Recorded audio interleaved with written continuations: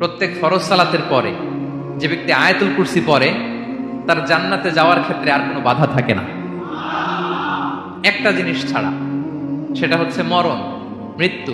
লোকটা মরে না তাই জান্নাতে যায় না, মরলেই জান্নাতি। প্রত্যেক ফরজ সালাতের পরে যদি কেউ আয়াতুল কুরসি পড়ে তার জান্নাতে যাওয়া কেউ ঠেকাতে পারবে না, কোনো বাধা নাই। একটা বাধা আছে, সেটা কি? মরে না, না মরলে জান্নাতে যেতে পারবেন? মরলেই। তাহলে কত ফজিলতপূর্ণ আয়াত বলেন।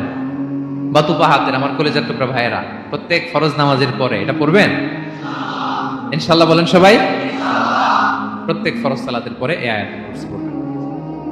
এবং বিষ্ণু ইসা ইসলাম বলেছেন, যখন ঘুমোতে যাবা, ইদা আওয়াইতা ইলা ফিরাশিক, যখন ঘুমোতে যাবা আয়াতুল কুরসি পড়বা। যদি পড়ো, আল্লাহর পক্ষ থেকে আপনার সিকিউরিটির জন্য আল্লাহ একটা স্পেশাল ফেরেশতা নিয়োগ দেয়। সকাল পর্যন্ত আপনার সিকিউরিটি দেয়, শয়তান আপনার কাছে আসতে পারে না। ফজরের পরে পড়লে মাগরিব পর্যন্ত সিকিউরিটি, প্রোটেকশন ফ্রম আল্লাহ। মাগরিবের পরে পড়লে ফজর পর্যন্ত প্রোটেকশন ফ্রম আল্লাহ।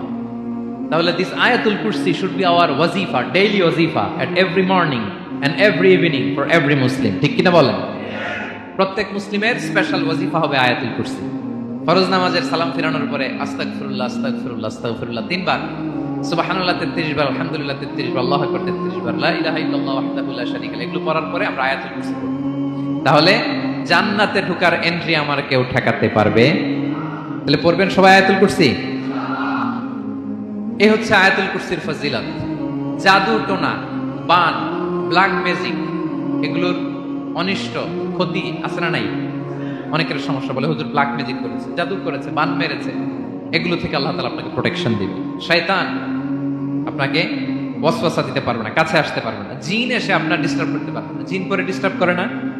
হ্যাঁ, এই প্যারানরমাল বিষয়গুলো, সুপার ন্যাচারাল যেগুলো, জিন করি ডিস্টার্ব করে। আয়াতুল কুরসি পরে ফু দিবেন, কাছেও আসবে না। সুবহানাল্লাহ। প্রোটেকশন দিবে কে?